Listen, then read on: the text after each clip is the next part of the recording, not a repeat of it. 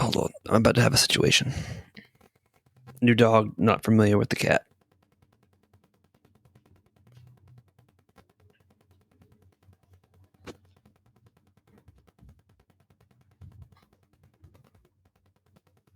Just gotta make sure nothing happens. Mm-hmm. I feel like it's about to happen. Why did the cat come in to get antagonized by the dog?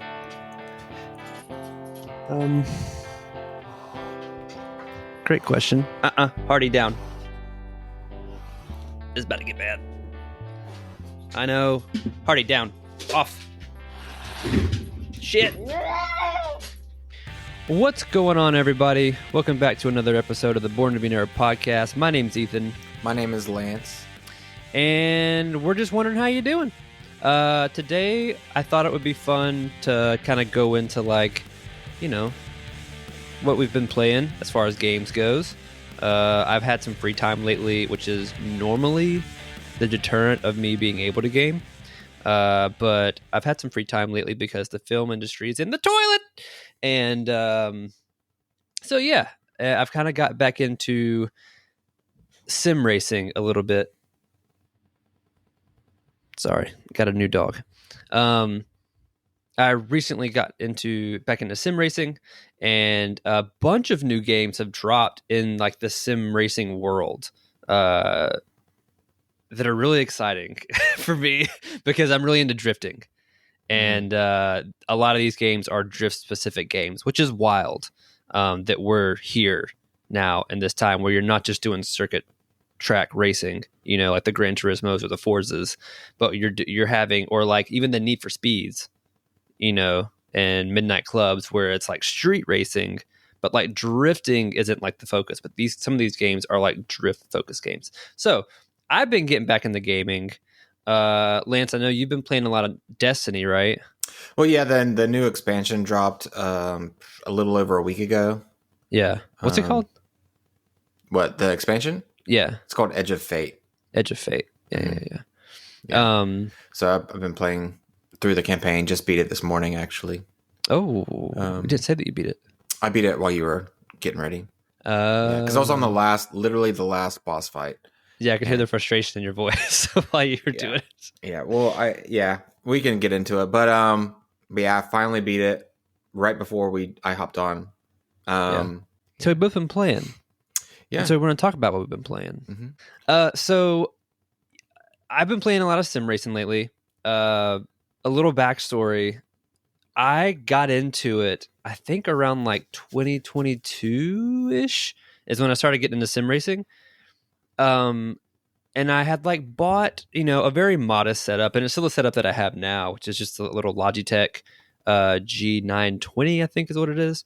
The Microsoft version of that wheel setup. They have to do the same thing with Sony. It's just called something else. But I just have that, a little like shit ass eBay handbrake, $20 handbrake, and a little shifter from Logitech as well. And it's attached to a little bitty Amazon rig. Low stakes here. And I started playing back in 2022, got really into Car X Drift and was playing that a lot. And so a couple of me and my friends would be on it, and it was a lot of fun because that was legitimately like the first drift focus. I mean, it's in the name of the game, like Car X Drift. It's the first drift focused game that I'd ever played. And it was so much fun. It was kind of arcadey, like arcadey enough to like bring down the stakes of the game, and even the feeling of it, like you can feel it, like it's like you slid, like you were on ice skates, like it was crazy. But it was really, really hard for me to control on wheel. Like on controller, I was just like, just killing. I mean, it was super easy on controller. You could jump into it, never playing a drift game or a racing game at all, for that matter, in your life. Get on that game and you would have a ton of fun on controller. On the wheel, it's a totally different story. And I knew it was possible to drift on wheel because I was watching a bunch of YouTube videos of like Goose and Slap Train and all those guys, like, doing it, and I was like, this is so possible, but for whatever reason, every time I tried to get off controller and go over to wheel, I would get super discouraged, and I just couldn't fucking get it. I like, for the life of me, I couldn't get it. Yeah, I remember you being very frustrated on Discord. Dog, because I mean, it wasn't even like I was some games, like, you can kind of put in half-ass effort and enjoy it and still get like fun out of it. With drifting and with sim racing in general on a wheel, you have to put in time with it to get the results that you want. And I was doing that, and I was still like, how am I not getting this? And then it come to find out, like, it pissed me off so much that I put it away. I was like, I can't deal with this. This is like, put it away. Didn't touch it for probably like a year and a half. Yeah, somewhere in there. And then recently, this past year, I started kind of picking it back up. And I was like, why did I stop? Because I started trying to play around with it in a different game. And I was like, this is so fun. I think I was playing like Forza Horizon 5, which isn't really drift based. So it's a lot easier. You're not like stomping as much as you are with a drift game. And so I was like, oh, this is way easier. So then I tried to drift with it, and I was like, God damn it, I'm right back where I started. Like, how the fuck? And then it like kind of hit me. I was like, I kept pulling my steering wheel off of my rig. Like, it would punk and come off because I was like pulling the wheel. I was like, why is this happening? And it was because I have hardwood floors, as you can kind of see, and my chair isn't attached to my wheel or my rig. So every time that I would like literally pressing the pedals, especially the brake, because the brake is on the set is really stiff. So like, if I'm sitting here pressing the pedals, I'm literally pushing myself your chair back away, so I don't have the right pressure to press on the goddamn brakes and the pedals. And it was like, that shit never occurred to me a year and a half ago. It never occurred to me because I was so in my head about like, I just don't know how to play the game. Mm-hmm. I don't know how to use my wheel. So I was like, let me see if I can fix this. So I took some shoes that I have, and I stuck my wheels in my shoes so that I couldn't scoot backwards. And it was legitimately, like, don't get me wrong, I wasn't fucking DK, okay? I wasn't just like sliding on command, but I was like, oh my, I can control the wheel. Like, I can control it. Like, I'm not scooting anywhere. I'm not going anywhere. So got these little pucks, these little silicone pucks right here. And they just put them on the bottom of your wheel, of your wheels, so you don't slide back. And so when I go to do it, that's what I do. And now I can drive like I'm supposed to. So because of that, everything has gotten so much better. Like, every single input, every single time I drift, feels better and better and better on any game. So, right. So I'm also playing, I've kind of moved on from CarX Drift because the new CarX Street came out, right? About a year or so ago. And at first I heard it was kind of mixed reviews on it. I think people wanted something different than what it was actually giving them. Or also maybe it wasn't a complete game. I think a lot of companies do that now. Like, a lot of developers, they kind of release games that are not complete, that really are early access games as complete games. And I think that's what happened with CarX, because you could see the potential there. It just wasn't there. So I never really touched it. But a year later, now, it's fun as fuck. Like, it's so fun. It's a huge open world map. And the topography on it is like so distinct with the areas that you can go to. So you've got like the main area where you start out at, which is like the city. It's very Need for Speed Underground. I don't know if anybody like played that a lot. I played the fuck out of that game when I was a kid. Need for Speed Underground and like Midnight Club 2 and Midnight Club 3 Dub Edition. Like, played the hell out of those games. And so the city layout is very much like those, right? But then you have this like intricate highway system that goes all the way around the map, and it connects you to all these different places where like you have over the top corner, you've got like circuit track racing where you can do actual circuit tracks. And then over here is like longer mountain roads. And then like down here on the west side, you've got a shit ton of toge roads. So when you want to get sideways with you and your buddies and your S13s and your GTSTs and your S50, whatever you want to drive, you can go to the toge roads and just cruise, man. It's so cool. It's such a well-designed game. It's not perfect, like no game's perfect, but it's so fun. The experience of it is what's unreal especially for how cheap it is. I mean, I think you can get it for like $25, which is insane. Yeah. And the car library in it, I think that they basically just ported over all the cars to date that they had for CarX. They just ported over all those cars to CarX Street. So they're all over there, and then they do updates and stuff. But it's just insane, like the level of tweaking your car that you can do. Like it's not like you just go to the tuning shop and you just like buy engine upgrade, engine package 1, engine package 2, and then you go suspension package 1, suspension package 2, and whatever, tires and wheels. Everything that you do on that game to that car has like effects to the car's handling and how the car drives. Like, I don't know that the body kits do. Retract that statement.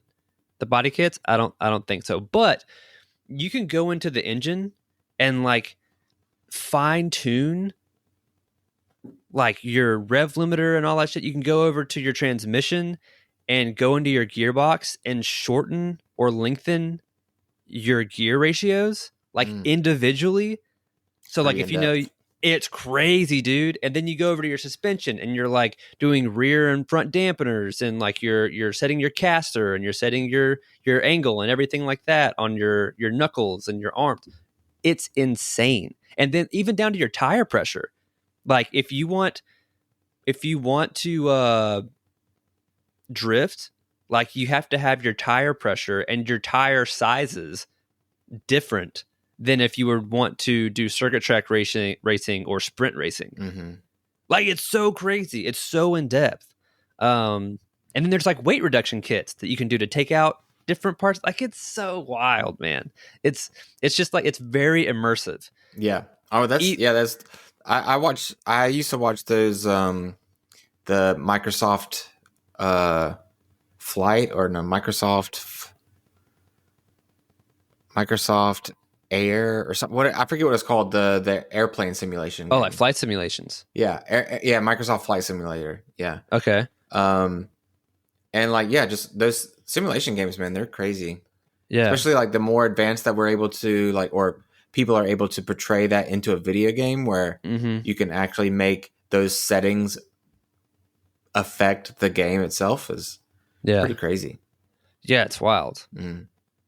Especially because like, in terms of like developers, like I forget who the developers are of CarX, but they're a very small team compared to like Microsoft and who does Forza, or like over at Sony with the developers that do like Gran Turismo, like massive names, right? And I think that CarX Street honestly gives a more personable experience than like Forza Horizon does. And that's crazy because like Forza Horizon's a really good game. Like it's just, there's a little bit more, I want to say like it's a little more down to earth than like Forza Horizon is. Because Forza Horizon, it almost gets like Tony Hawk's Underground kind of vibes. Because you're not just like you're out in the Baja, or 5, you're out in the Baja, and you're doing like, you'll be doing fun races and what seem like normal races events, but then all of a sudden they'll be like, time for a photo op. Let's do Mustang versus Mustang. And you're like, okay. So you go to this event and it's like you flying in a Mustang. You have to get a Mustang and you have to like fly over a Mustang, like a plane Mustang, like from World War II. And so it's like you're just launching your car into the middle of nothing to try to come over the same time, just for like the photo op thing. Mm-hmm. And it's like, what the fuck? Like, I don't. If I was 13, I'd have loved that shit. But like, it kind of takes you out of the sim racing aspect of it. That's definitely Tony Hawk Underground. Yeah, style. It's So, I miss that game, man. Tony Hawk's Underground. Yeah, dude, it's fun as shit. Getting Ben Margera to give you a quest. Yeah, do some kind of crazy jump on the top of a. You'd like ride. There was like the one where you like ride a bull. Like you rode a what do you call them? A rodeo? Not a rodeo bull. Mechanical bull. Mm-hmm. And like you're grinding the mechanical bull. Like it's so ridiculous. Yeah. Like it was height Viva La Bam Jackass era. That was the second one, right? Mm-hmm. It was a good game, man. I played the hell out of that game. Great soundtrack, dude. The character customization in that game. So good. Oh, dude, the soundtrack. The soundtrack was all over the place in that game. It was like you had like Frank Sinatra, you had like Johnny Cash, you had the Doors. Yeah. Like it was crazy. Like super fucking good. Mm-hmm. Yeah, Underground and Underground 2. Underground 1 was dope as shit too, because like you had the story. That was the first time where like you weren't a pro skater, like you were creating you as you, right, trying to get a sponsorship. And it was like, dude, it was super fucking cool. God, I miss those games. What they're redoing? They're redoing like all the other Tony Hawk games. I mean, I'd play the original version. It's Tony Hawk's Underground 2. You still got your PS2? No, you can probably find it online. Is it on Steam? I don't know. I don't know what a port. Yeah, or a ROM, whatever you call it. I guess a port because it's not a Tony Hawk's Pro Skater. Tony Hawk's Pro Skater. Oh,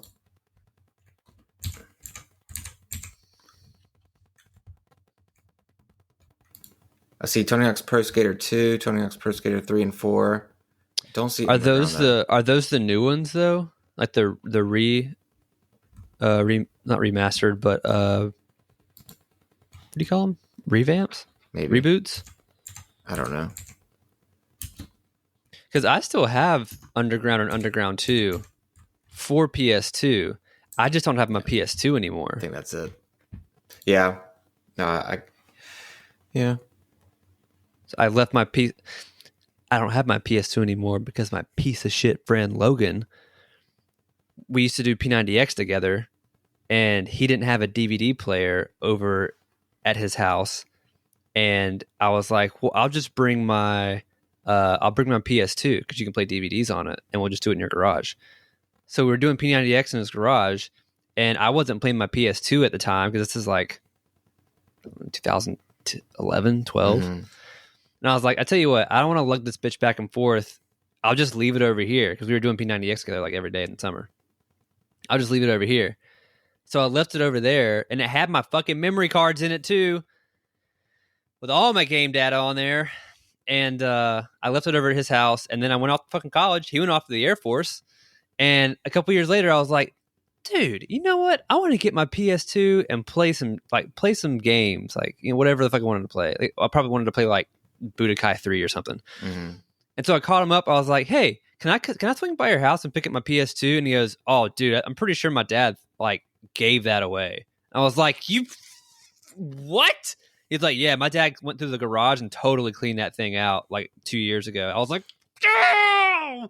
How someone can be so unapologetic about someone else's item being lost is...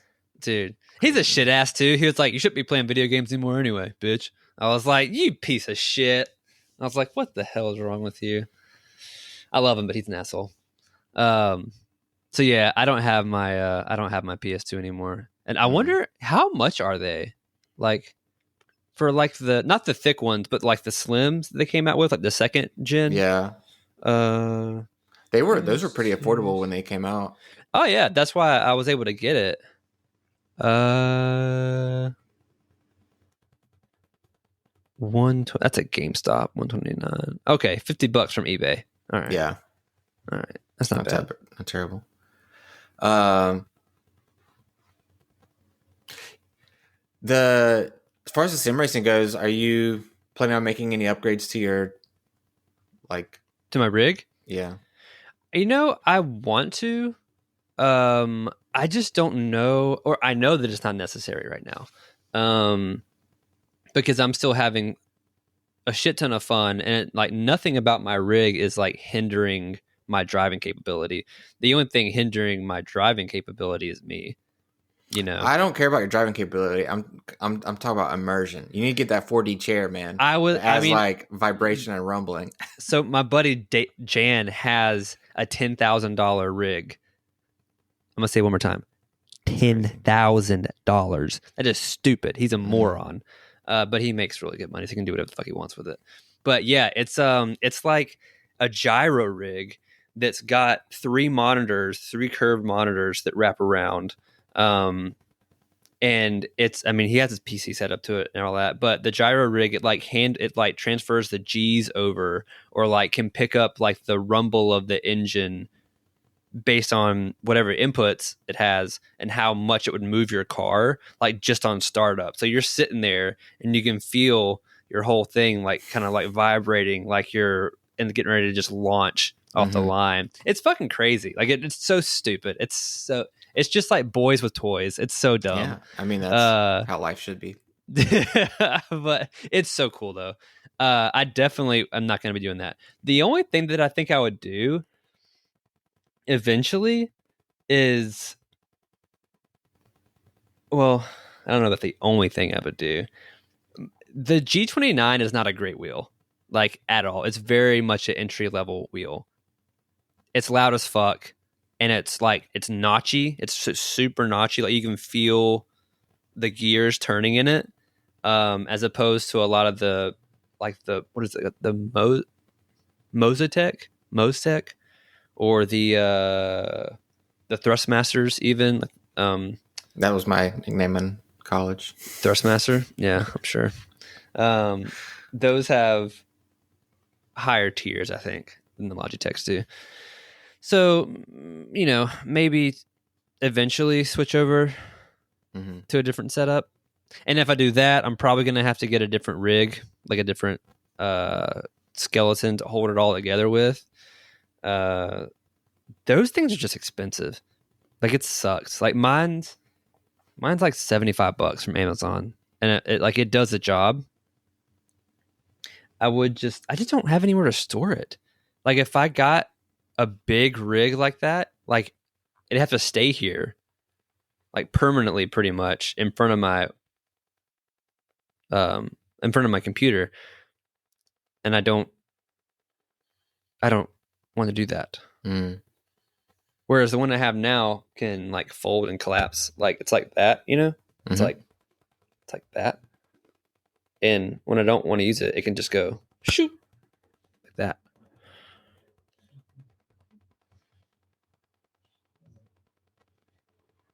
Doggy's chasing rabbits in his sleep. You see that it's not coming through, so. Oh, yeah. But yeah, so maybe eventually that, but nothing right now. I'm having enough fun with what I'm doing now. Yeah. What was that game? Go ahead. No, go ahead. What was that game that you were showing us yesterday? The Japanese one. Oh, JDM Driftmaster. Dog. That's tailor-made. That game is tailor-made. Have you played it yet, or did you just get it? I haven't. No, I didn't buy it. I probably will, just because it's at a good price right now. It's on sale. from what I hear, it's just really hard on wheel. Like the input settings for it, it's hard as shit. And like not in a good way where like you can build up to it. It's like it doesn't feel right. So I don't know. I'm having a lot of fun in the other two games right now. I don't know if I want to get another one. Yeah. And that's not even talking about, I'm just talking about Car X Street and Horizon 5. I haven't talked about Assetto Corsa. Assetto Corsa is crazy. I just don't think that my PC has quite the bandwidth or the power to do what I want to do in that game, because I can see like the, what do you call it, ray tracing? Mm-hmm. Like I can see that all over the freaking screen when I'm pushing in that game. And it's like, it's very in depth. Are you talking about screen tear? Screen tear. Yeah. Sorry. I get that a lot when I play that game. And it kind of, that game is so immersive. That one is the one me and Asa were trying to get all the mods for. I don't know if you were in the lobby when we were trying to do that, but it's like the base game is super simple, and it came out like over 10 years ago. I think it came out like 2013 or 2014. But the modding community has made these crazy maps and these crazy car builds that you can download to put into the game.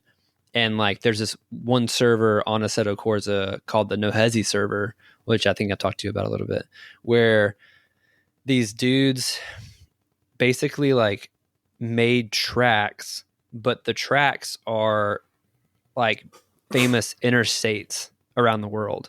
So like the Wangan in Japan, like in Tokyo. And I think there's an Autobahn version too, maybe, but the Wangan is the main one. And it's so there's AI traffic and everything on it. And you'll like get your car, and you basically have 25 minutes to accumulate as many points as you can within that time. And you get points by like weaving through traffic. And if you're not, and you can't just like stay in one lane, like you can't just go fast and stay in one lane because there's cars everywhere. So you have to get around. But the whole point is the more you weave and stuff and like kind of draft, the more points you get.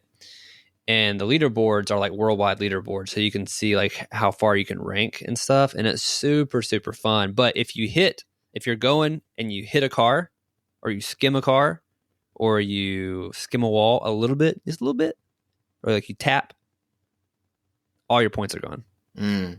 So you could be cruising and like setting your best pace ever, and at like 23 minutes, little bitty ding, all your points are gone. Wow.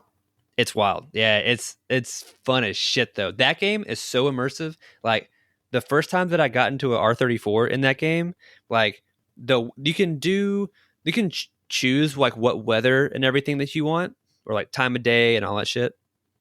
Or you can just have it random based on whatever lobby you're going into. And I went into a rando lobby and I hadn't experienced the rain yet. And like it enters me in the lobby, and I shut my door in the car as you like go to start it up, and you just hear the rain like just tinkling like on your roof. And Tinkling? you're just what? Go ahead, man.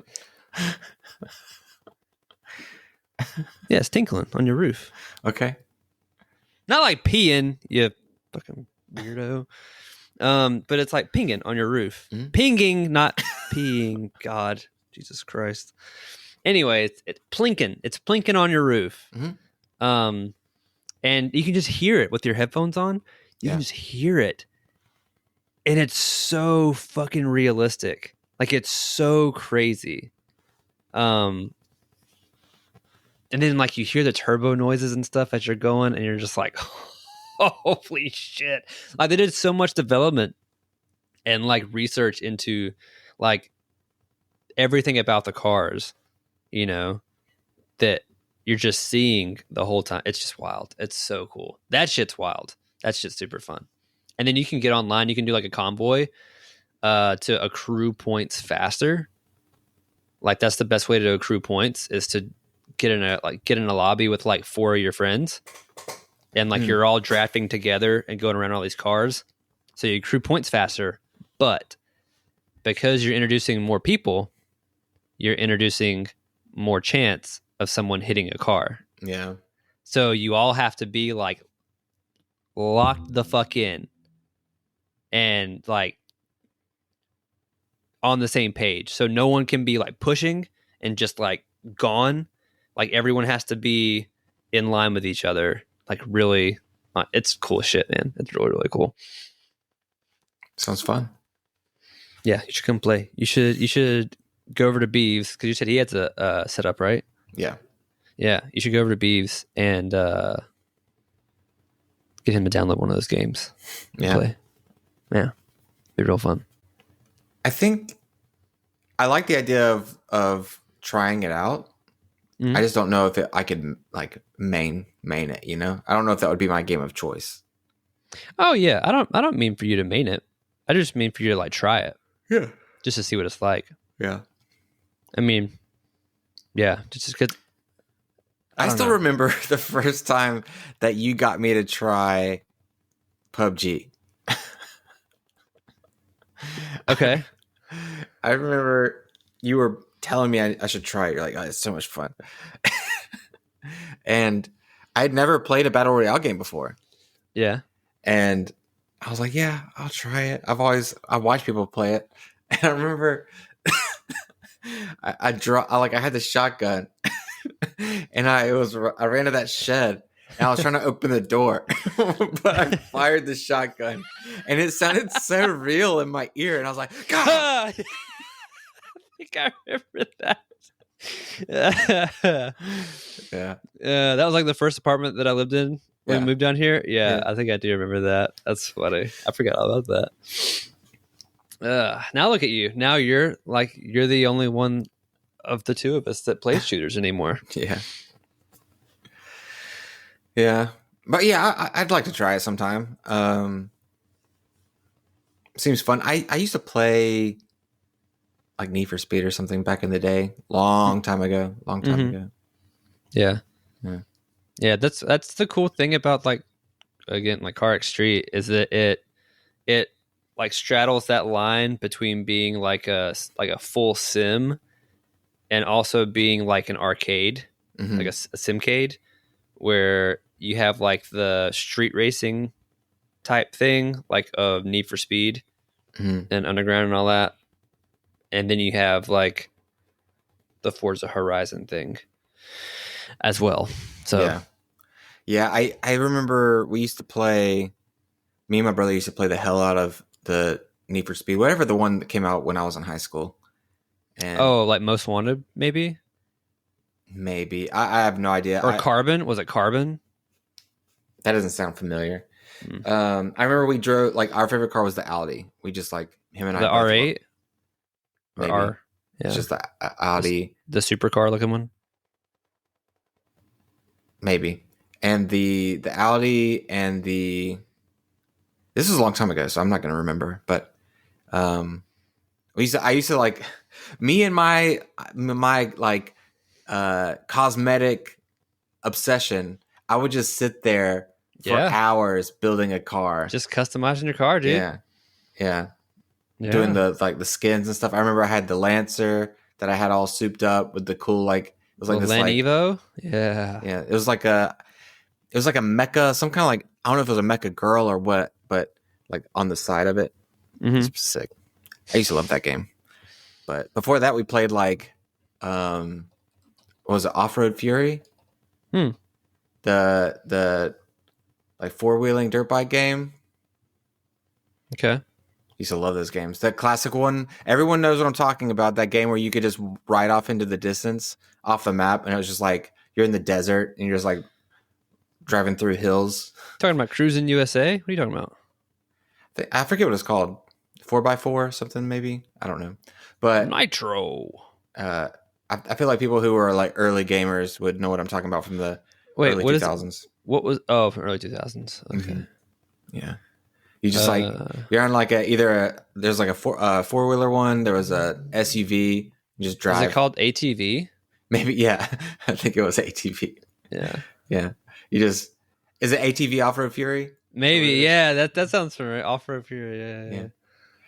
You just drive off off the main map into the desert and just like ATV Off-Road Fury, yeah. That's try to make your guy go flying. I forgot all about this game. And it would just play. It would play like butt rock and stuff. So you just be like listening to butt rock, just driving your 4-wheeler. Oh yeah, I'm sure like the this is 2000. When did this come out? I'm sure like all the soundtrack for all 2001. Yeah, it was nothing but like Creed and Nickelback and shit like that. I forgot all about this game, dude. Yeah, man, that was our game. It's so funny because that's when we were actually into that stuff. So I was like riding 4-wheelers on the weekends and stuff like that. So how are you liking Destiny then? Now that you've beaten it, what is even to do in Destiny now that you're done? Right? Because like, does it have a pretty big post game like after each season, or I guess it's not seasons, it's expansions? Yeah, so the thing with Destiny is you're basically power grinding and gear hunting. So right now, I just beat the campaign so that I can, the new planet or new destination or whatever, I can start doing higher level activities on that planet to get stronger gear, basically. So I'm trying to get the best weapons, the best armor, power level up, because I'm like really low level. I'm not even at 200, and then it goes to 450. But it reaches like you get capped, right? So you go like I don't know what the power caps are, but there's a certain power cap. Let's say it's 400, to where after that it's like really hard to get to 401 and 402. Rather than right now, I'm at like 178, 180, and like I'll be at 190 in like just a few like a 30 minutes or something. But you get to that point where it's just like it gets exponentially harder to level, but the gear is better and things like that. So that's kind of what you do after that. But they have events a lot. So we're doing what's called the arms race or something like that. It's just the arms event where it's like hand cannon focused. So they released a new hand cannon that shoots like a shotgun, and everyone's like doing the event to try to get better hand cannons. Things like that. Solstice starts next week, which is a summer event that happens every year. New cosmetics, new weapons, new activities, things like that. It's just an MMO, classic MMO. Shoot 'em up MMO, though. Yeah. It's PvE and PvP, so you can go against aliens or you can go against other players. Yeah. But yeah. I remember like I guess I played a little bit of Destiny 2. But I remember playing more of Destiny 1. So, yeah, I still have the video on Instagram of you playing Destiny 2 on release night. Oh, okay. Because I was editing a video and watching Recreators, which is a fantastic anime. And then you were playing Destiny 2 at the same time. So we were like in the room together. In the first apartment. Yeah. Yeah. Yeah. Okay. Yeah. And that was Destiny 2 at launch was awful. Yeah. I remember I was super let down. That's why he stopped playing. Yeah. I was like, this is a new game? Yeah. Yeah. But they did if memory serves right, they did another expansion like really quick because of that, right? And it was a good one. It was the House of Wolves or the Witch Queen or something like that. I think the first one after the Red War campaign was Shadowkeep. Shadowkeep? Yeah, I think maybe. I don't remember that one. I remember the one that was like, it was like medieval or like fantasy inspired. I think it was called like something of Wolves or like House of Wolves. Am I stupid? Well, there's Lord of Wolves. Like there's a gun. No, it was something of Wolves. Yeah, House of Wolves. Mm. Destiny That was House of before my time. Wolves. Oh, it was released 2015. Oh, that was for the original Destiny. Yeah. That was for Destiny 1. Ah, okay. Yeah. Okay. Both games have gone, like, Destiny 1 had a really poor launch too, and also Oh, went yeah. through a revolution. Dude, I remember or reinvention or whatever. Destiny, the first Destiny was the last midnight release that I went to. Mm. And I remember being like super bummed Yeah. about that. Wait, hold on. I might be lying. The last 2014, right? I don't know. I didn't play D1. I only played D2. One. It was 2014. September 9th, 2014. Yeah. I was in, we were in a new apartment in Wilmington at Mill Creek. And then was Elder Scrolls Online the same time? No, Elder Scrolls was before. I hadn't moved to Atlanta whenever I got Elder Scrolls. That was my last midnight release. Was Elder Scrolls Online. We played for 30 minutes and then I haven't touched it since. April 14th. It was before. Okay. Yeah. $60 pre-order. I remember, so we were so hyped about that damn game. Mm-hmm. I mean, like, all my roommates, we were stoked. We were like, finally, we can, like, play an Elder Scrolls game, like, together. This is going to be fucking insane. Yeah. And then we got in there, and we were like, this shit is fucking empty. And it was so weird because it wasn't like an MMO. Like I was also used to playing a lot of Star Wars Old Republic Online at that point too. And I was like, this isn't an MMO. But it's also not an Elder Scrolls game. Like the controls were like in between both of them, and they didn't work for either. Like it was super bummed out. I didn't like with Elder Scrolls, it was the like world and like how crafting worked and everything. It was so convoluted that I didn't even know what I was looking at whenever I was trying to do something, whether you wanted to be try to craft some weapons, some armor, like food, anything. It was all just like spells, potions. You couldn't the sellers and stuff, none of it made any sense. It was just way too convoluted, which, maybe for some people it wasn't that bad. But so I remember like that was something about Elder Scrolls that was totally different, or about ESO that was totally different from the other Elder Scrolls games, in that it was like an MMO market, and like how you bought stuff, which made sense. But then other things about the game were nothing to do with the MMO, which is how the game was pitched. And so it was like it was this weird in between that did not work at all. Not to mention there was that area, there were areas where you could get killed by other players. Oh yeah, the PvP stuff area. Even though you were on a PvP or PvE server. Right. Yeah. God damn, the trailers for that game were so fucking good though. Yeah. I don't know if it's any better now. I know some DLCs have reportedly been really good, but a bunch of them had. I think I tried to revisit it a few years later, and it just didn't grab me like I wanted it to. Yeah, I think what everyone wants is a Skyrim style multiplayer game, kind of like Baldur's Gate 3. Yeah. Where it's like in the Skyrim play style, but you can work with friends and have work the campaign together kind of thing. Mm-hmm. Yeah. They tried that a couple years ago. Somebody made a mod, the Journey Together, Skyrim Journey Together, or Skyrim Together, or something like that. Which we were stoked on. Me and my buddy Jeff, we were like that's what we had always talked about. And when it launched and it finally came out, it took us forever to get that thing to work with everything, because like your mods, like whatever your mods are in your game, it might be different now. When it came out, whatever mods you have in your game, the person that you were campaigning with had to have the same mod list.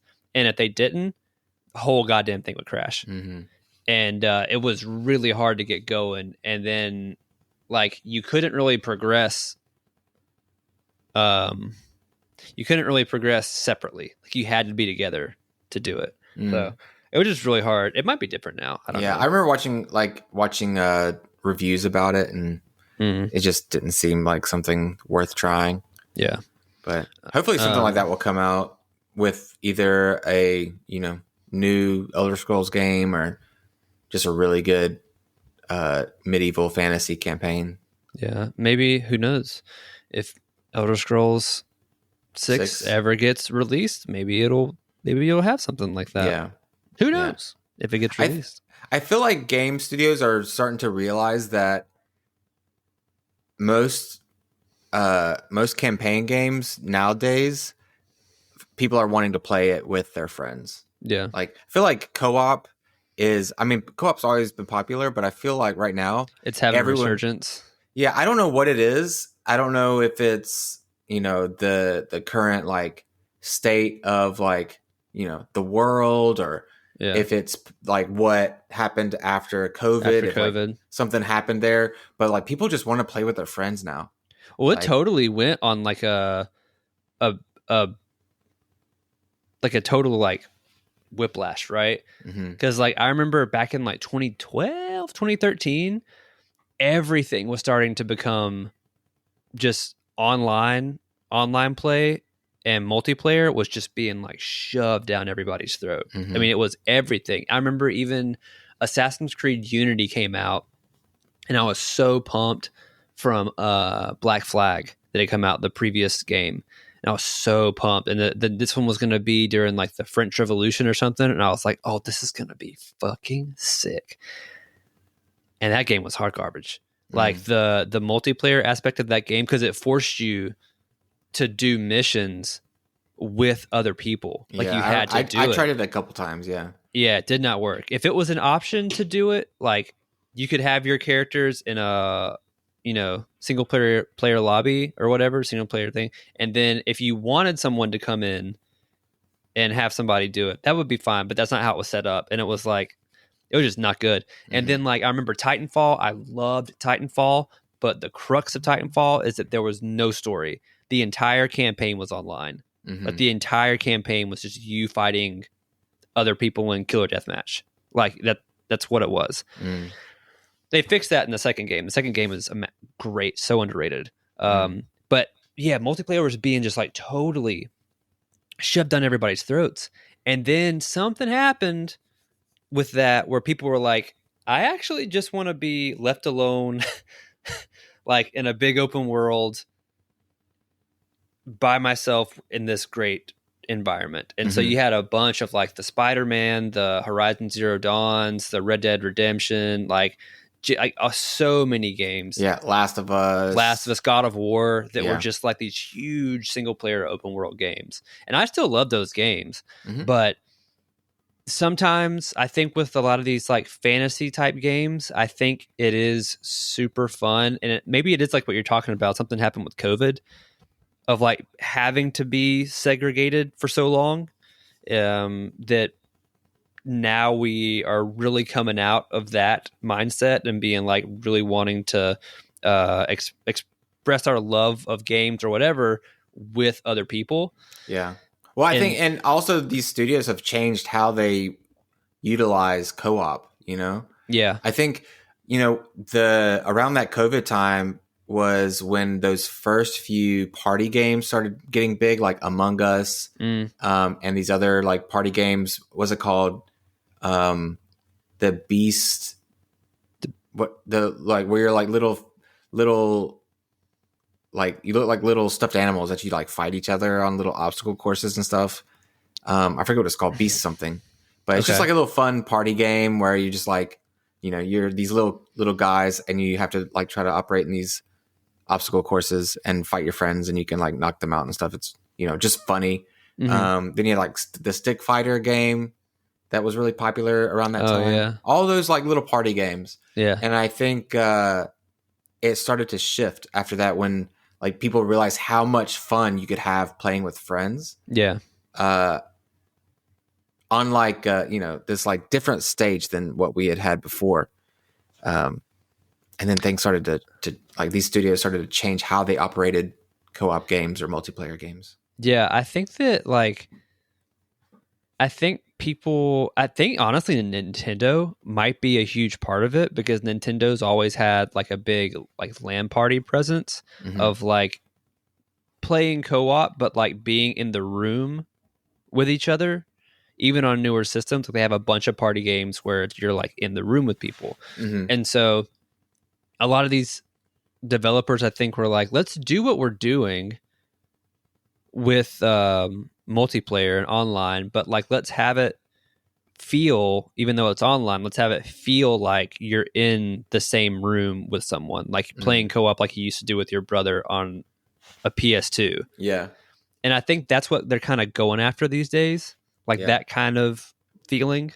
They just need to do it with... Even Scarlet Violet was co-op. Was it? I didn't play Scarlet Violet. Yeah, you join parties and then you could roam around together. Oh yeah, okay. So they started that with Sword and Shield, with like not the safari area, the roaming area. What was it called? I didn't play Sword and Shield. Oh, okay, so that's where they like started it. Basically, there was this huge open area in the game. What the fuck was that called? Where you could go in, and it was basically like entering an online lobby where that's where you did the raids, and like you go into the caves and do the raids and all that shit. But you could go in and interact with other people in there. It was cool. It was way different than any other Pokemon games that I played. Yeah. So yeah, that's the thing now. You know, playing these games like Destiny and not having anyone to play with is rough. Yeah, because the things I could do if I had people to play with. A dedicated team. Yeah. I haven't been able to do a single raid. We tried doing some raids last year with Joey and them, and it was awesome. I finally got some raid gear, some armor and stuff, but we didn't beat the raid because there was only 4 of us, where like raid you use 6 people. Yeah. So we were undermanned, and we're also new to raid, so we were kind of getting wrecked. None of them had in-game gear or, you know, like had done any research on like gear synergies and things like that. So yeah, we just kind of got wrecked. And then they, you know, as always, they all lost interest, and I'm just left alone. And the LFG thing where you like party up with strangers, I don't know. I've thought about doing it just so I can play, but there's a lot of game modes where you have to communicate. Like this person has to shoot these certain tiles, and you have to tell them which tiles to shoot because only you can see it. So you have to be like, hey, shoot this one, shoot that one. And that means I have to talk to people. And I was just like, I don't wanna. Because, man, people get toxic, man. Oh, people get fast. Toxic. I remember the lobbies. Yeah. I remember doing the first, like, my buddy invited me to a raid with his friends. He had a clan, and he invited me. He's like, hey, we're doing the Last Wish raid. If you want to do, like, the final fight with us, we're a man down. I was like, you know what? Sure, I'll join you. And the clan leader was getting me started while everybody was getting ready. So he was like, showing me how to do, you have to like go to this like wish panel kind of thing and like shoot these icons in a certain order to get the right wish so that you can enter in the right part of the raid. Yeah. And bro, he was being so toxic. I almost left right then and there. Like he didn't know me, and he didn't know, you know, anything about me, and he was treating me like I was going to sabotage the entire raid. He was like, don't step on that. I was like, I literally am just standing here, man. I'm not touching anything. And he was just being, and then he fell asleep during the raid. Like we're like playing, and all of a sudden you just start hearing him snoring in his mic. And I was like, all right. We beat it, you know. It was kind of like the last bit was kind of easy and everything, and I got like the like in-game chests or whatever, and I was like, I'm never doing this again. Yeah, Yeah. It sucks, man. It's hard, like finding your pod, like Yeah. finding a squad that like you jive with. I was just talking to my friend Melissa yesterday. We went to go ride bikes, and she was like, yeah, she was like, I don't know if you've noticed, but like her husband Jake, she was like, me and Jake ride very differently, and so when on group rides, we don't we don't partner up at all because our riding styles are very different and how we attack everything are very different, right?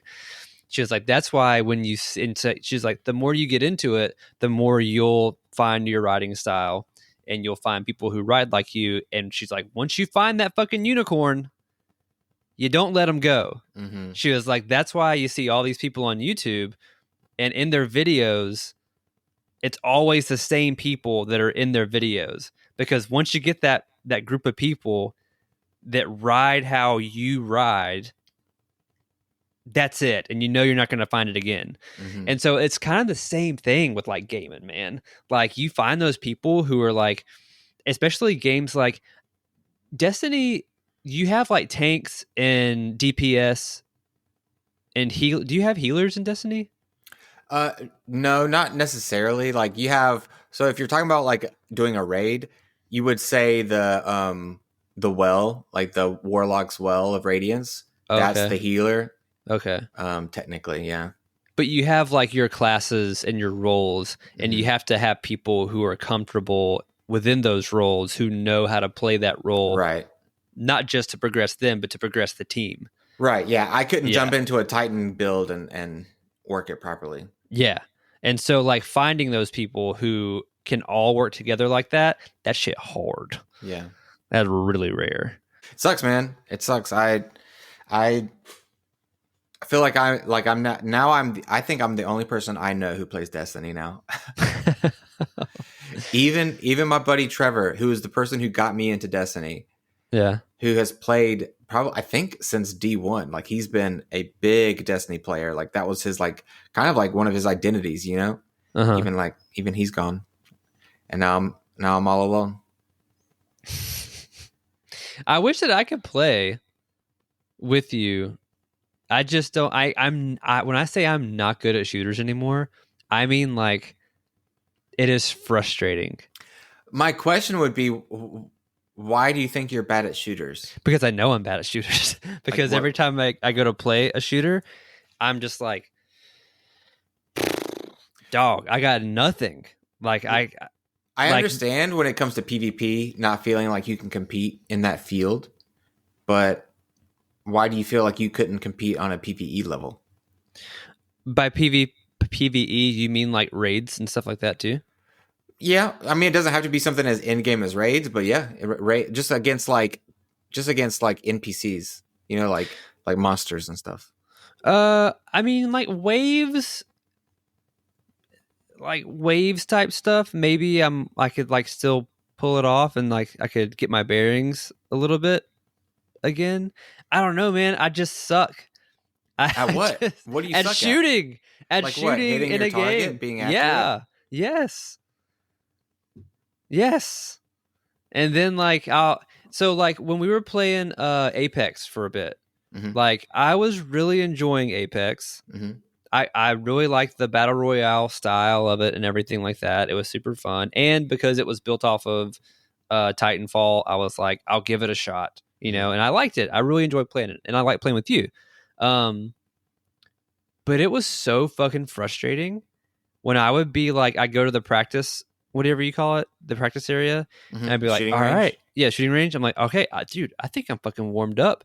I'm killing this shit right now. And then I Mhm. go in and I'm just getting murked the fuck up. So Like, game again, that's after PvP game. though. That's PvP. I know, but those games like that, like that's what the point of it is, right? Like that's like the main point is to play PvP No, of Apex is Apex. Yeah. Well, yeah, but I'm talking about Destiny. Because you keep saying like you're not good, but you keep using PvP as examples. But PvP is different because players are crazy, man. Like people like you and me, like we're just not. I'm not competitive in PvP. Like You don't I'm play PvP? decent, huh? You don't play PvP? Yeah, Yeah, I do. I do. I'm not bad. I would say I'm above average, but I still get absolutely shit on all the Yeah. time to the point where I'm like, I'm terrible at this. I'm awful. I'm not good. Yeah. But I try, and like sometimes I do well, sometimes most of the time I don't. But you got to in Destiny, like I do it because I can get some exclusive PvP gear that will help me in PvE because I'm a PvE main, but like there's the Iron Banner and there's Trials, and both of those like I'm a cosmetic guy, so Yeah. like when Iron Banner comes out and when Trial is on and they have all those like exclusive armor pieces that look absolutely insane, I play so I can try to get those pieces, Hmm. But PvE is totally different. Like in PvE, there are all kinds of things you can debuff PvE enemies to where they can't hit you, where they can't see you, where they do no damage. There's all kinds of things like that. And alternatively, there's things in PvE where you can do really good AoE damage. You don't have to focus on like the build, the boss fight that I just did. I didn't shoot my weapons. My build was a grapple melee build. So like I didn't shoot my weapons at all. All I did was run around punching everything, and I beat the boss. Like that way. So it's different. It's not the same. I wouldn't compare the two at all. But so do you think that like if I played enough PvE, eventually I would get good enough to enjoy myself in PvP? I can't answer that question. I don't know. I don't know if you can say that you can get skills from PvE that would help you in PvP. You're playing a first person shooter game, so you're definitely gonna start to learn your weapon handling, especially if you are using a weapon focused build where you are shooting. You're gonna making sure you hit those precision shots and stuff so you get that crit damage. That's gonna help you start focusing on trying to focus on those crit damage in PvP and stuff. So maybe, maybe. But who cares about PvP? It's all about I care about PvE. PvP though. Why? I don't know because I want to be good at it. It's just it infuriates me that I'm not, and I don't have the time to put in like that these other kids have that are so fucking good, and it just annoys the shit out of me that I Well, used to be good, and now I'm just an old fucking man. you could do that right now, but you would have to wake up and play all day. But you would get there. Like practice makes perfect. So the more you play a PvP game, the better you're going to get at it. You're going to start to like if you played PvP all day every day, let's use Destiny's PvP as an example. Mm-hmm. You would learn the map, you would learn where people tend to migrate. You would learn like when to anticipate a Titan's range so to get a power punch or a power melee or something like that. You would learn all these things to where you would start to like be steps ahead of other players, things like that. You'd also start like if you played that much, you would start getting better PvP weapons and have, better advantages on the game field. And then it's just a matter of like start to work on your strategy and your game sense, which is an area where I struggle in PvP is my like battle senses. I have terrible battle senses. When I play Fortnite, like the second if I'm just pecking at a guy with a sniper rifle, I'm a monster. Pegging a guy with a sniper rifle? Yeah, I'm a monster. But the second that a team rushes me, He starts I'm just like, pegging you. Ah! And I just get destroyed. Shut up, man. Yeah, I mean, I get that. I get that it's like, the more time you put in with something, the better you're going to be at it. Yeah. I don't know. I don't know why you're so focused on the PvP part of Destiny though. Because that's Destiny, what I liked about shooters was the PvP part. That's what gets me fucking going about shooters. Have you tried the actual story / like game content of Destiny, the PvE part? Not in a really long time, like we were talking about earlier. Like before, it felt so. To one of the reasons I quit playing Destiny for me, it was like I felt like I wasn't engaging with the story. Now, this is a long time ago, so it probably changed.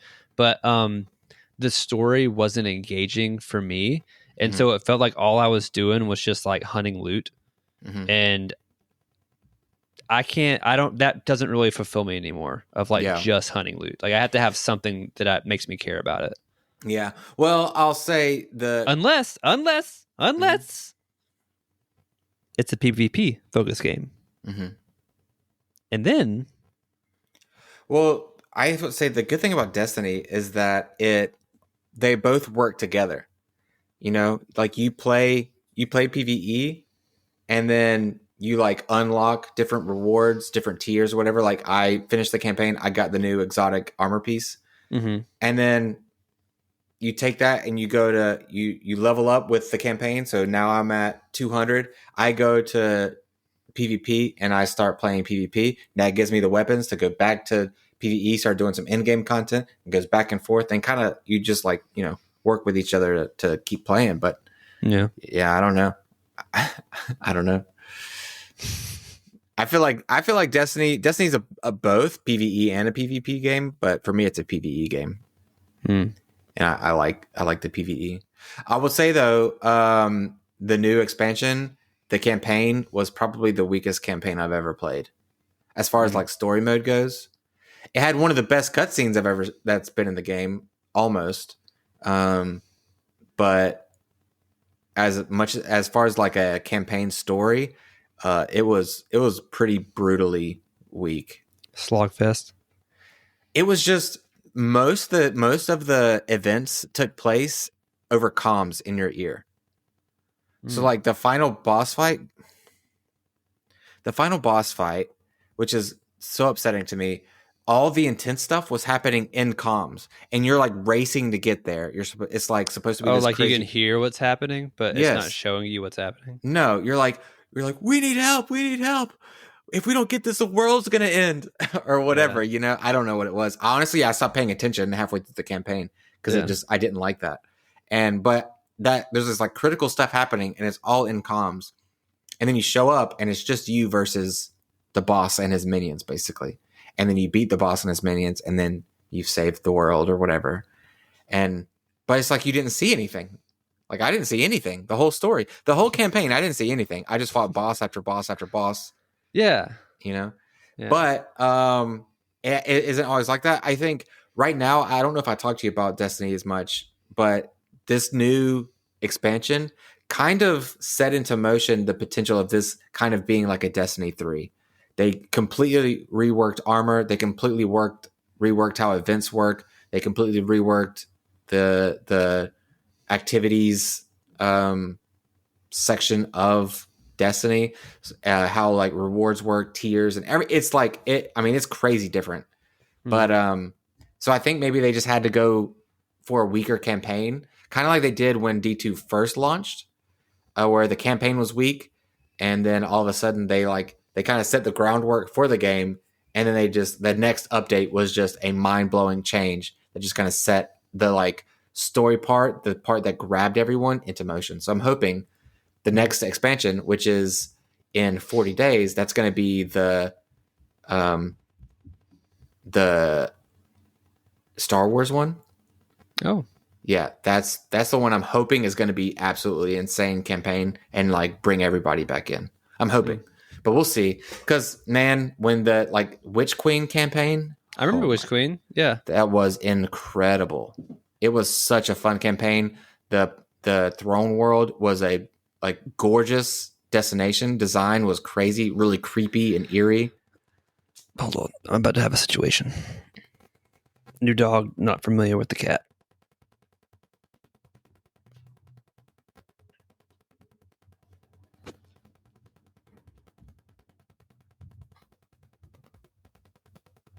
Just gotta make sure nothing happens. Mm-hmm. I feel like it's about to happen. Why'd the cat come in to get antagonized by the dog?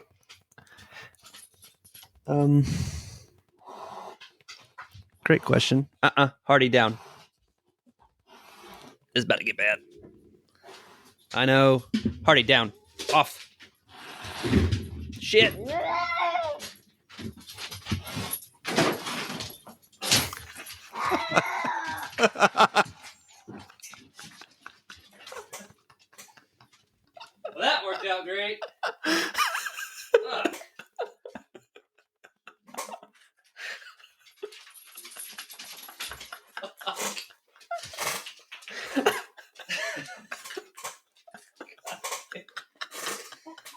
Yeah, that hurt, dude. Cut the shit out of me. God damn. Well, shit. Look at that. Mm-hmm. Dude, that sucks. Fuck. Cat cuts hurt.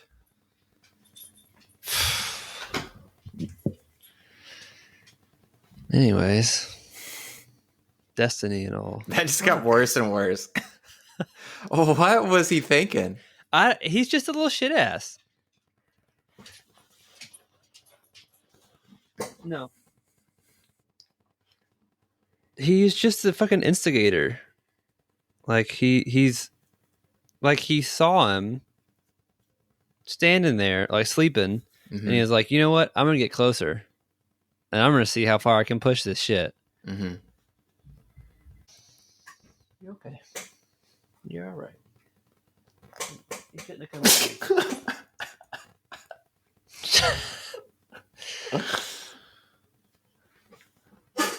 I'm gonna have to cut that out. No, leave it in.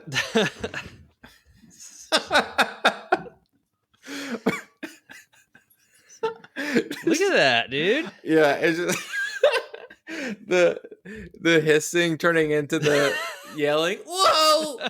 Whoa! Oh God. Jesus. I don't even remember what we're talking about. How the Witch Queen or something. Yeah, it was great. Great Campaign. Yeah. Yeah. I can after the thing, I'll show you like the difference.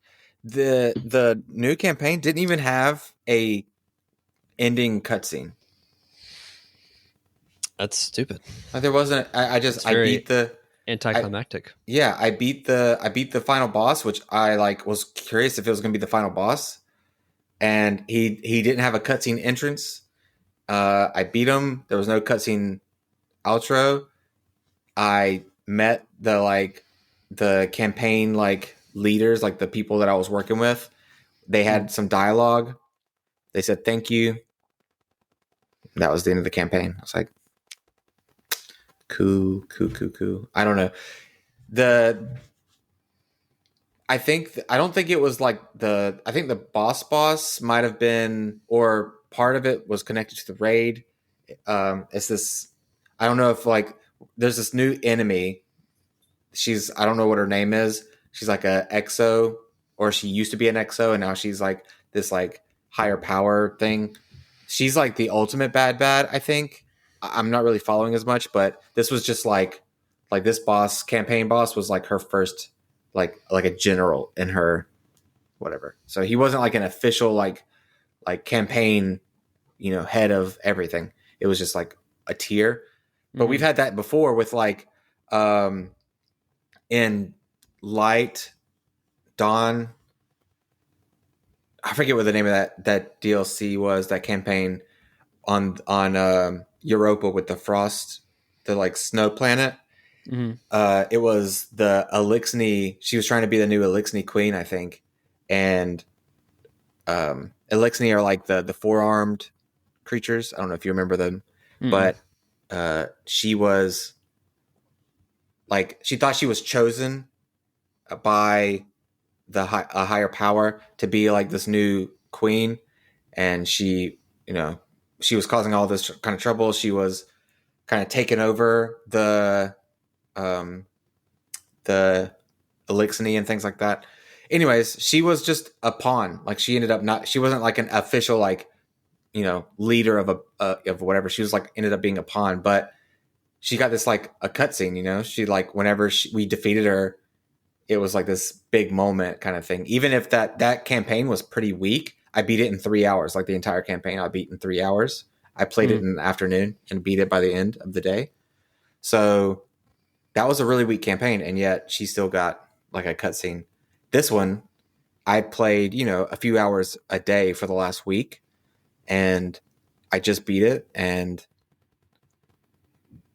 it was very different, very different. There were parts that I liked about it, but I wouldn't say it was a fun campaign, to be honest. But you're not selling it. You're not selling it to me at all. the thing, well, I was going to say is you don't have to play the campaign. The campaign is just something you buy. But they made a lot of free content with this new season. So it's a lot easier to play for free now. If you don't want to buy content, if you want to buy campaigns or anything. Yeah. I don't know. I'm liking a lot of parts of the game. It was just the campaign that I was just kind of trying to get through it so that I could do the next stage. So I'm glad it's over, to be honest. But I got a lot of rewards from it, you know, and I don't know. It's hard, man. It's hard. Destiny 2 has gone through ups and downs, and a lot of people are not really happy with Bungie right now. Mm-hmm. But this game has brought me a lot of entertainment for sure. And as far as campaigns go, they come out every 3 months. I've had, I think, 3 that have been, or not 3 months, once a year. Sorry, once a year. But I've had 3 that were amazing and 3 that were you know. But you get one every year. So, like, I could say the same thing about like Assassin's Creed, you know. I know of a few that were like really good, and I know of a few that were like, Yeah. And those come out, you know, every few years. Yeah. So that's fair. I guess it just depends on like how much joy it brings you versus how indifferent you feel about it. Yeah. Yeah. For me, Destiny 2 is more, I've invested in the, like, I'm somewhat invested in the lore, but I'm not as like much of a lore guy as other people are. But the lore, like, I was really into it up until what was the final campaign before the new one. That was the Final Shape, right? Yeah. That one was crazy, man. The Final Shape brought everything from the last 10 years together. So like it's all been heading this way from the beginning. And then now this one's called The Edge of Fate, right? Yeah. Yeah. The Final Shape, Edge of Fate. So the Final Shape, that was incredible. And everything came to a close. We actually beat the final boss. That final boss scene, that was crazy. That's the first time they've ever done this. The final boss of the Final Shape was a multiplayer final boss fight. And it was open multiplayer, not like your fire team. Yeah. Like the boss was like this, like the boss was the size of like a moon or something. And we were fighting it as like a fire team of like 16 people or something. Just everyone's just like doing what they can, you know? And it was almost like, I've never done anything like that. It was so fun. I had such a good time. I remember like, because the final boss fight was scheduled for that. Like the campaign was the campaign, and then it had a stopping point. We're like, this is as far as we go. And then on this day, they launched it so that we could finally go in and fight the boss together. They never did anything like that. It was so much fun. I remember as soon as like I was texting my friends, are like, are you ready? You gonna do it? You know, and as soon as I got done, I texted them, I was like, that was so much fun, you know? And it was sick. But I think a lot of people, like, that was the end of that story. And a lot of people felt like that was the end of Destiny, you know? But I'm hoping that they somehow they managed to like start a new story that's just as compelling, you know? Yeah. I think it was called, they were the Arrivals. I can't remember what they were called. The people that were like the head of everything. It's been a while since I played that, but so the last good one though. Yeah. Well, yeah, that was last year. Year before, I can't remember. Last year before, I can't remember. Year before, it was the year before because I was still in Atlanta when I played it. But yeah. Last year I didn't play at all. I skipped all of last year, and I just started playing when I pre-ordered, or maybe 2 months before I pre-ordered Edge of Fate. Just because I was missing it, and The thing is, for me, is I love the cosmetic, like, character creation, like, not the character creation, but like I The armor love creation and everything. I love the armor transmog. And I know that's like a silly reason to play a game, but Destiny 2's gear is so good. Like, their armor is so good. And it's practical, so I feel powerful in my game, you know? And I've played other MMOs where I don't feel like I can get powerful enough and also look cool. I don't know.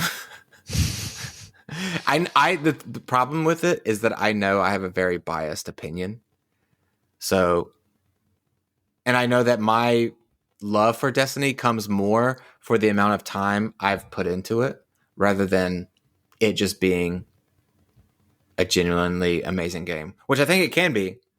And I think there are some really like unique, amazing things about Destiny. But I know it's still a controversial game when it comes to the common player. Yeah. I mean, if it makes you happy and you enjoy the game, like, that's all that really matters. Mm. Like, it just makes it harder when like a game base is split like that. Mm-hmm. Again, that adds to how hard it is for you to find someone to play with. Yeah. And the problem is that I get it. Like, I can't really like fault anyone for like bailing on me or not wanting to play with me or whatever. Cause I'm like, yeah, I mean, I get it, but it's one thing that I've played for 9 years now, and I've invested a lot of money. Yeah. A lot. Yeah. A lot. How much more are you willing to invest, though? That's the thing. I plan to keep going. Yeah. Well, you can. You totally can. But I spread it out. I play other games, you know. It's not like it's my only game, and it's a game that no one plays. I mean, like I said, as long as it brings you joy, like, who cares? Yeah. When it stops bringing you joy, then you should. Well, that's why I took the last year off. Yeah. Because after the final shape, I tried playing the new season, and it was just awful. It was just awful. It was plain. It was empty. Like, it felt like corporate led content, you know, just like trying to push stuff out to make money. And I was just like, I was not about it. And that sucked because that was some good ass armor, but it just wasn't worth it to me. And I bought it. So I already paid for it and I still didn't play it. That's what sucks. Yeah. Yeah. That's the one thing about season passes in any game that I never like. If you don't get it all, it's gone. Yeah. After that time period. Yeah. Even if you pay for it. Yeah.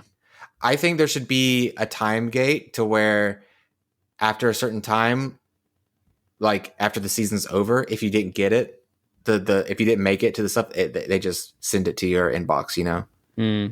Like, if I spend $20 on a season pass and I'm not able to finish the season pass and the season ends, I should still get the armor and stuff that it was going to reward me. Like, I paid for it. And that's the same thing at like every season pass on any game. They all do the same thing. You know, it's like you paid to have access to it. Yeah. Doesn't mean it's yours yet. Yeah. Well, it's yours as long as you put in the hours. Yeah. Yeah. You got to put in them hours. Yeah. I'm not a big fan of the season pass system, but I pay into it. That's for sure. Yeah. We all do. It's hard. That's the gaming model these days. Yeah. This shit hurts. Yeah, dude. Calf scratches are painful. I don't know what it is, but they burn. It's like right by my watch too. So every time I do like this, it like moves. Well, take your watch off. I don't like having my watch on. See my tan line. Yeah. I think, I don't know. You don't have any new consoles, do you? I still have my Xbox One. I wish you did, because I would honestly, like, if you could, I would love for you to, like, I would play the Witch Queen with you. That campaign story, the way they made Taken Guardians was crazy. It was crazy. It's like for the first time, the what's the traveler, the like planet that provides you light, all of a sudden started giving light to the Taken, which were the enemies for the longest time. And you're like, why has the light chosen to give, or why has the traveler chosen to give light to the Taken? So that you got these like guardians. They have their own ghosts. Taken with ghosts. What? It's so sick. So sick. And Iching worked on that trailer. That trailer's sick. You just see that like bony ghost flying through this like swamp. Oh, it's sick. It's sick. But yeah.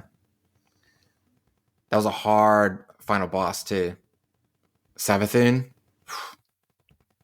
She was tough. She's a god.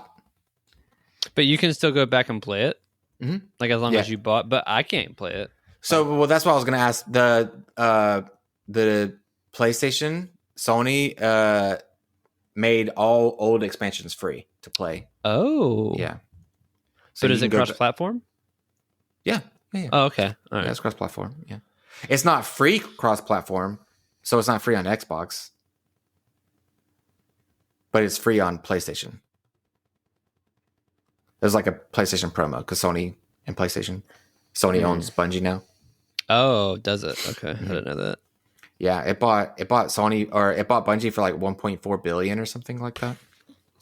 So it owns Halo now? Or is Halo still going to be I don't think Microsoft Bungie owns exclusive? Huh?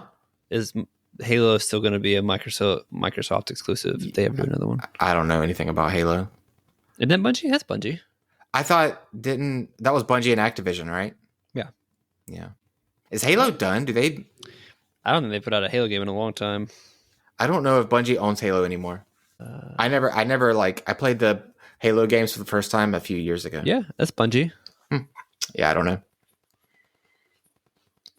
But I don't know the last time that they does Bungie still own Halo? No, Bungie does not own the Halo intellectual property. While Bungie created the original Halo games, Microsoft acquired the rights to the franchise. I see. When they acquired Bungie in 2000. And then when Bungie became independent in 2007, Microsoft retained the rights to Halo. Okay. That's wild. That is crazy. That's crazy. It's like we created something and then someone buys us and then we're like, we're going to go over here. They're like, well, we're still keeping all that We shit. still keep that. Sorry. So that's crazy. That is wild. I didn't know that ever happened. That's funny. Oh. Well, I got to wash this thing out. Yeah. It's in there now. You took too long. It's in your bloodstream now. You're gonna wake up with whiskers. Catch fever. I'm gonna turn into a Khajiit by the third moon. Yeah, you're gonna be a cat man by the morning. Wares for sale. Okay, everybody. I think that's gonna do it for today's episode of the Born2BNerd Podcast. Thank you so much for tuning in for another one. Lance, where can we find you? Born2BNerd YouTube, Born2BNerd on Twitch, Born2BNerd on TikTok, Born2BNerd, all platforms. Hell yeah. And if you want some motovlog content, you can check out my Throttle Fox Moto channel. Other than that, guys, thanks for tuning in, and we will see you in the next one.